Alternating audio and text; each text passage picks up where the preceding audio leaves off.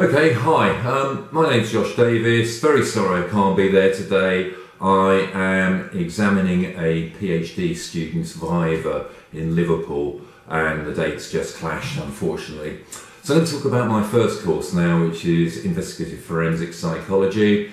This course really is a real passion of mine and very closely matches my research interests. I tend to teach nearly all of the lectures on this course.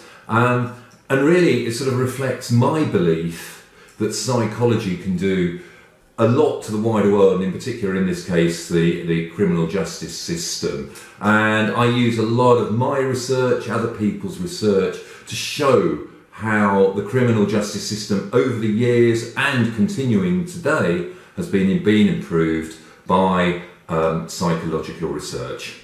So I sort of have this philosophy really that we should be trying to reduce miscarriages of justice, and by that I mean both making sure that the correct perpetrator goes perhaps to prison for the crime that they did do, but also trying to avoid miscarriages of justice when sometimes the police, through no fault of their own, might place their gaze upon an innocent suspect, and eventually that innocent suspect becomes wrongfully convicted for a crime that they didn't do. And in both cases, psychology has helped to stop these sort of things from happening. And that's really what I want to talk to you about, and talk about how we can improve things for the future.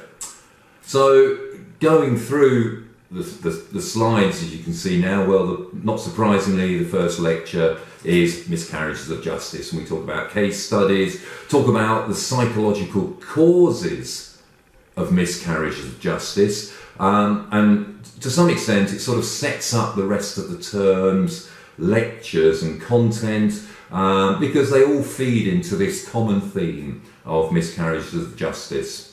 I'm going to talk about interviewing suspects and false confessions. Many people won't know that a large number, surprisingly large number, of suspects provide false confessions.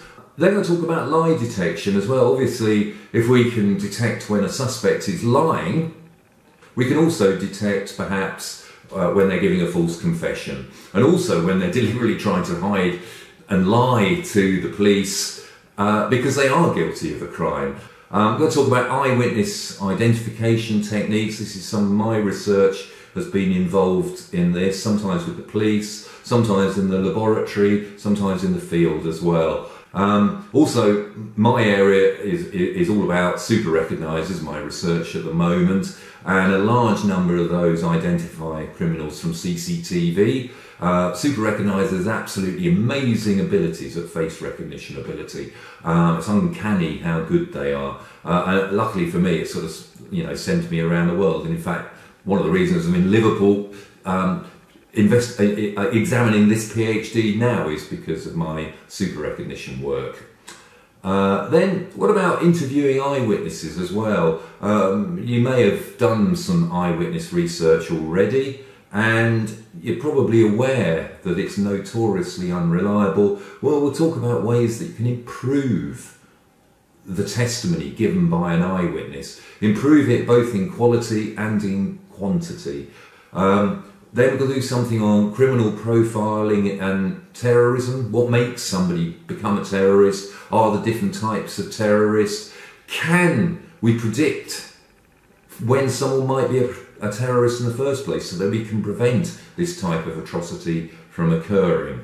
Also, I'm very interested in something associated with the miscarriages of justice, and that's, in America in particular, the sort of psychology of the death penalty. I'm going to talk about rape myths and the criminal justice system. Got some recent research published in this area, and in relation to that, I'm going to talk about sort of false allegations and repressed and false memories, where people sometimes can perhaps start to believe that they suffered perhaps sexual abuse as a child, or actually believe other things as well. Again, there's some very interesting psychological processes.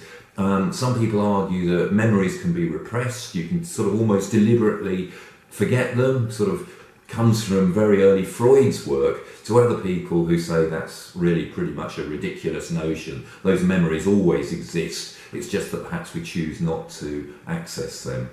Currently, there is a 2-hour scene exam.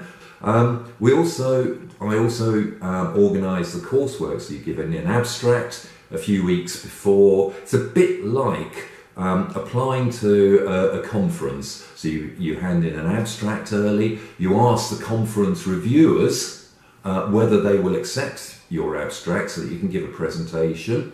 And then you'll be asked to produce a handout in advance of the presentation. Again, many conferences require handouts in advance, especially sort of business type conferences. And finally, you can give a solo or group presentation. Now, a lot of you are going to go, oh my God, it's a presentation, I can't possibly do that. Well, I do make sure that I try to accommodate everybody to do it solo, if at all possible. I can't promise 100% this can happen. There's only a certain number of days in the timetable.